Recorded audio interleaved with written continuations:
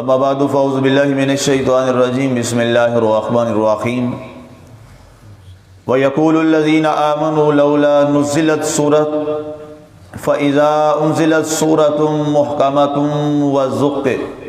وَذُكِرَ فِيهَا الْقِتَالُ رَأَيْتَ الَّذِينَ فِي قُلُوبِهِم مَّرَضٌ يَنظُرُونَ إِلَيْكَ نَظَرَ الْمَغْشِيِّ عَلَيْهِ مِنَ الْمَوْتِ فَأَوْلَىٰ لَهُمْ طَاعَةٌ وَقَوْلٌ مَّعْرُوفٌ فَإِذَا عَزَمَ الْأَمْرُ فَلَوْ صَدَقُوا اللَّهَ لَكَانَ خَيْرًا لَّهُمْ۔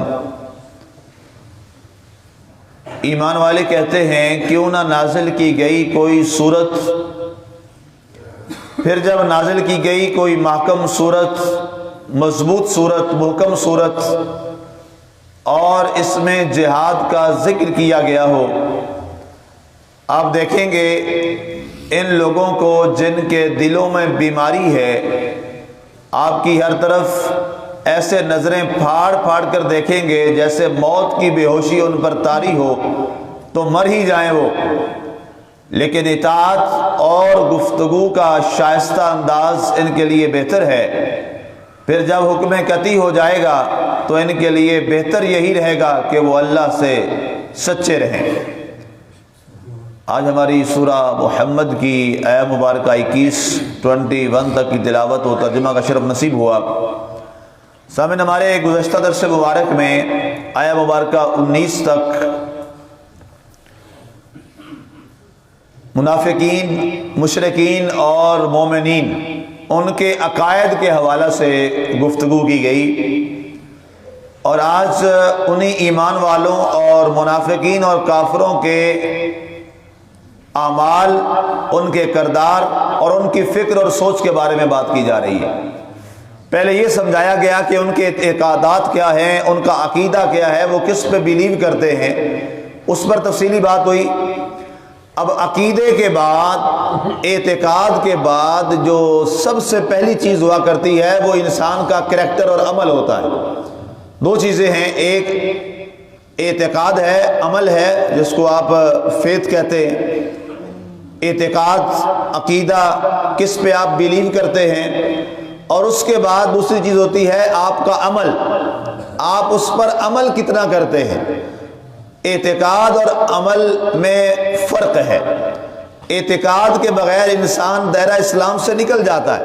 جیسے ہمارا اعتقاد یہ ہے کہ اللہ وحدہ لا شریک ہے اور حضرت محمد رسول اللہ صلی اللہ علیہ وآلہ وسلم اللہ کے آخری رسول ہیں، یہ ہمارا اعتقاد ہے، اس کو کہتے ہیں عقیدہ۔ قرآن آپ پر نازل ہونے والی آخری سچی کتاب ہے، یہ ہمارا اعتقاد ہے۔ مرنے کے بعد دوبارہ زندہ کیا جائے گا، حساب و کتاب ہوگا، جنت دوزخ ہوگی، یہ ہمارا اعتقاد اور عقیدہ ہے۔ رسول اللہ صلی اللہ علیہ وآلہ وسلم سارے نبیوں سے افضل ہیں، یہ ہمارا عقیدہ ہے۔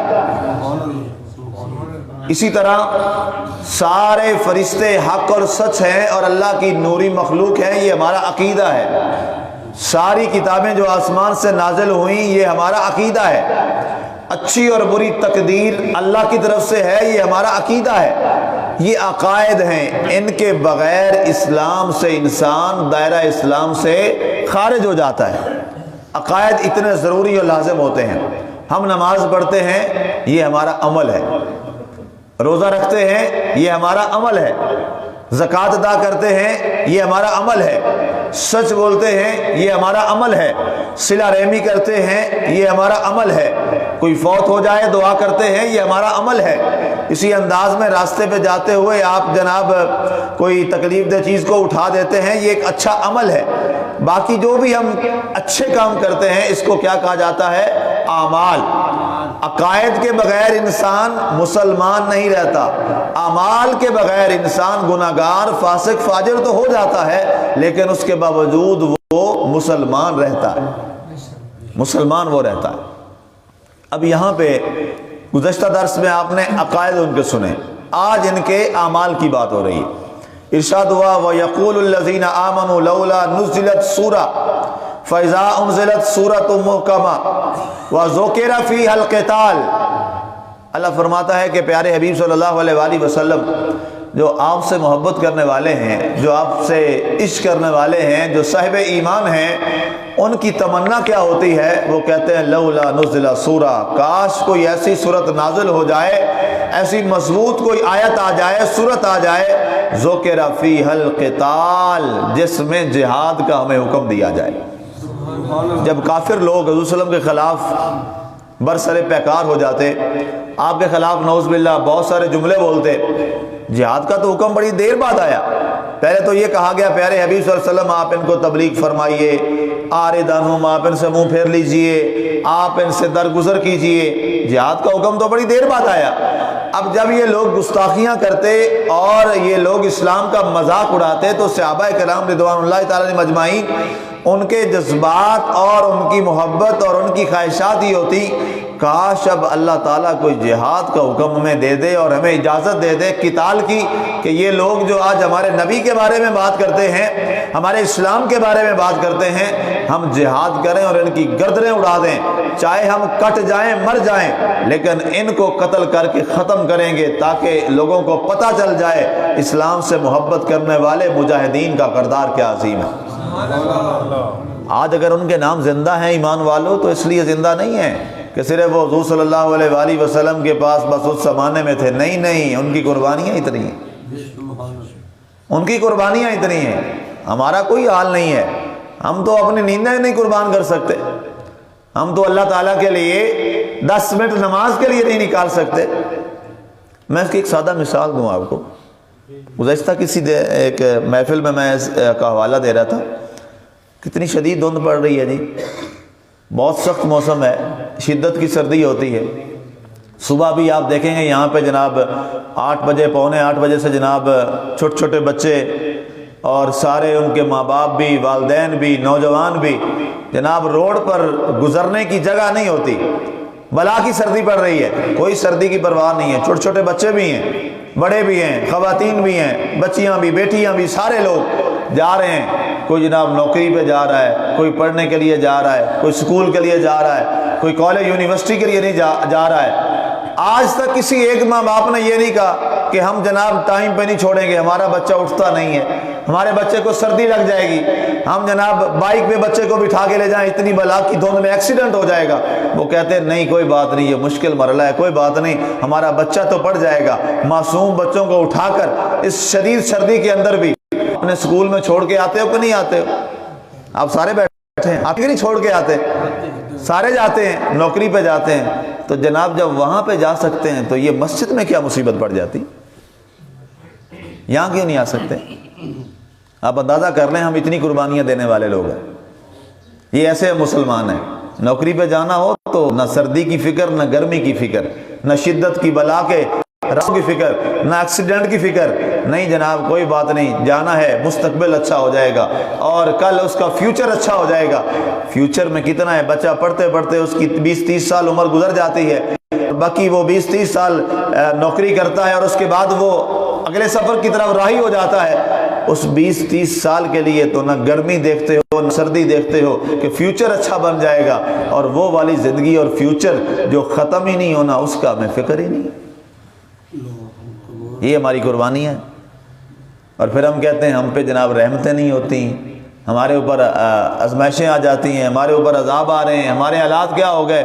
مسلمانوں ہمارے حالات یہ تو اللہ کا کرم ہے کہ ہم اس حالات میں ہیں، مگر ہم تو اس کے لائق بھی نہیں۔ اور ان لوگوں کو دیکھو، کئی دن گزر جاتے، گھر میں چولہا نہیں جلتا، اور خواہش کیا کر رہے ہیں؟ یہ میں نہیں کہہ رہا، قرآن کہہ رہا ہے وَيَقُولُ الَّذِينَ آمَنُوا لَوْلَا نُزِّلَتْ سُورَةٌ فَإِذَا أُنزِلَتْ سُورَةٌ مُحْكَمَةٌ وَذُكِرَ فِيهَا الْقِتَالُ، فرمایا ایمان والے 15 دن گھر میں چولہا نہیں جلا، اور خواہش کیا کر رہے ہیں؟ اے اللہ کوئی آیت نازل کر، ہم دشمنان اسلام کے خلاف صف آراہ ہو کے ان کی گردنوں کو ہم اڑا کے رکھ دیں گے۔ سبحان اللہ، سبحان اللہ۔ یہ ایمان تھا ان کا۔ آج مسجدوں میں ان کے نام کیوں نہ لکھے جائیں؟ آج منبر اور محراب پہ ان کے نام کیوں نہ لکھے جائیں؟ انہوں نے کردار ادا کیا، انہوں نے حق مسلمانی ادا کر دیا، انہوں نے اپنی زندگیوں کو ہر چیز کو بالائے طاق رکھتے ہوئے انہوں نے کہا بس چاہے طوفان آئے، چاہے آندیاں آئیں، کیا حدیث پاک میں یہ حدیث موجود نہیں ہے کہ وہ جناب مسجد نبوی میں سجدہ کرتے تھے تو ان کے پاؤں پر، ان کے گھٹنوں پر اور ان کے ماتھوں پر بارش ہوئی ہوتی تھی اور گارا لگ جاتا تھا؟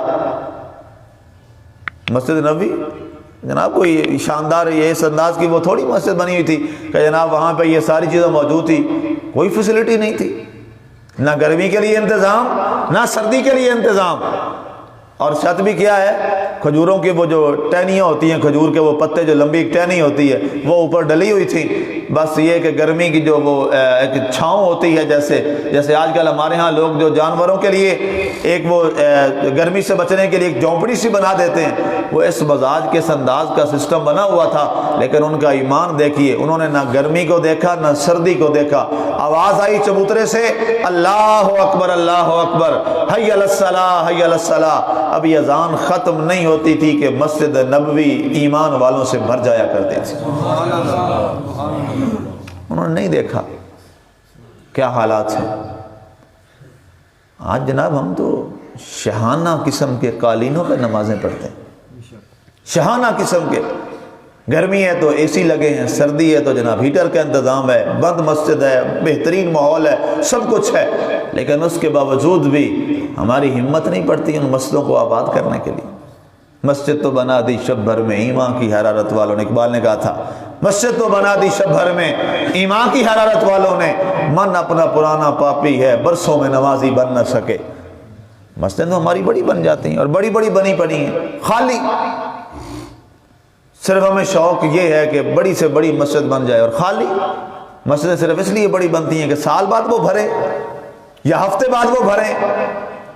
جمعے پہ بس بھر گئی اور 6 دن مسجد ترستی رہی۔ اقبال نے کہا تھا مسجد مرثیہ کہاں ہے کہ نمازی نہ رہے، یعنی وہ صاحب اوصاف حجازی نہ رہے۔ مسجد مرثیہ کر رہی ہیں، رو رہی ہیں، ہائے ہمیں آباد کرنے والے کدھر گئے؟ وہ ہم سے رخصت ہو گئے۔ ہم نے جہاد کیا کرنا ہے؟ ہم نے کیا تلواریں لڑنی جا کے بارڈر پہ؟ یہ ایمان والوں کا جذبہ تھا۔ فرمایا جب قتال کا حکم ہوتا ہے رئیت الذین فی قلوبہم مرض، فرمایا یہ پچھلا معاملہ تو تھا ایمان والوں کا، اب اے نبی آپ کی سب میں کچھ منافق بھی بیٹھے ہیں جو ظاہر اپنے آپ کو ایمان والے کہتے ہیں لیکن ان کے دلوں میں منافقت ہے۔ جب مال غنیمت ملے تو خوش ہوتے ہیں، پہنچ جاتے ہیں سرکار ہمارا مال غنیمت ہمیں دے دیجئے، مال غنیمت آیا ہے، اور جب جان دینے کی باری آتی تو کبھی کہہ دیتے ہیں اِنَّ بَيُوتَنَا عَوْرَةً وَمَا هِيَ بِعَوْرَةٍ۔ سورۃ انفال میں آپ پڑھا ہے، اس کی تفسیر بھی سن چکے ہیں۔ کہتے ہیں سرکار وہ ذرا ہمیں اجازت دے دیں، ہمارے گھر میں کوئی نہیں ہے، ہمارے گھر خالی پڑے ہیں۔ اللہ نے آیت نازل فرما دی وَمَا هِيَ بِعَوْرَةٍ، پیارے حبیب جھوٹ بول رہے ہیں، ان کے گھروں میں سارا کچھ ہے، صرف قتال اور جہاد پہ جانا نہیں چاہتے۔ ان منافقوں کے بارے میں کیا فرمایا؟ ایک وقت تک تھا منافقوں کو صفوں میں بیٹھنے کی اجازت تھی، لیکن پھر ایک وقت آ گیا، آیت آ گئی پیارے حبیب آج جمعے کے روز وہ آیت نازل ہوئی، پیارے حبیب آج جمعے کے اجتماع میں آپ کے پیچھے نماز پڑھنے کے لیے بیٹھے ہیں، آج ایک ایک کا نام لے کے آپ کہتے ہیں فخر جانتا منافق، اے منافق میری صف سے اور مسجد سے آج نکل جائے۔ پھر حضور نے نکالا، ساری دنیا نے دیکھا، سارے صحابہ نے دیکھا، اور قرآن میں وہ موجود ہے۔ فرمایا منافقوں کا عمل کیا ہے؟ ینظرون الیک نظر المغشی علیہ من الموت، وہ آپ کی طرف ایسے دیکھتے ہیں جیسے انہیں موت ہی آ گئی ہو۔ جب قتال اور جہاد کی آیت آتی نا تو منافق حضور کی طرف پتہ ہے کیسے دیکھتے ہیں؟ ایسے کر کے، ہائے مر جائیں گے، کیا ہوگا، ہمیں جانا پڑ گیا تو پتہ نہیں کیا ہمارے ساتھ ہوگا۔ فرمایا جیسے آپ کو ایسے دیکھتے ہیں عجیب سے جیسے کہ انہیں موت آ گئی ہو، فَأَوْلَىٰ لَهُمْ، تو وہ مر ہی جائیں، طاعۃ وَقَوْلٌ مَعْرُوف، فرمایا لیکن اطاعت اور گفتگو کا شائستہ انداز ان کے لیے آپ کے لیے بہتر ہے۔ فَإِذَا عَزَمَ الْأَمْرُ، پھر جب قطعی حکم آ جائے گا، جہاد پھر علی الاعلان فرض ہو جائے گا، فَلَوْ صَدَقُوا اللَّهَ لَكَانَ خَيْرًا لَهُمْ، تو پھر اگر یہ اس راستے پر آ گئے تو سچ اور ان کے لیے بہتر ہوگا، اور اگر انہوں نے آپ کے راستے سے انکار کیا تو پھر انہی ایمان والوں سے ہم کہیں گے کہ تلوار اٹھاؤ اور انہی منافقوں کی گردنوں کو اڑا کے رکھ دو۔ اس کے بعد اگلا ایک موضوع بڑا اہم ہے، اس میں انشاءاللہ پھر کل بات کریں گے۔ وَمَا عَلَيْنَا إِلَّا الْبَلَاغُ الْمُبِينُ۔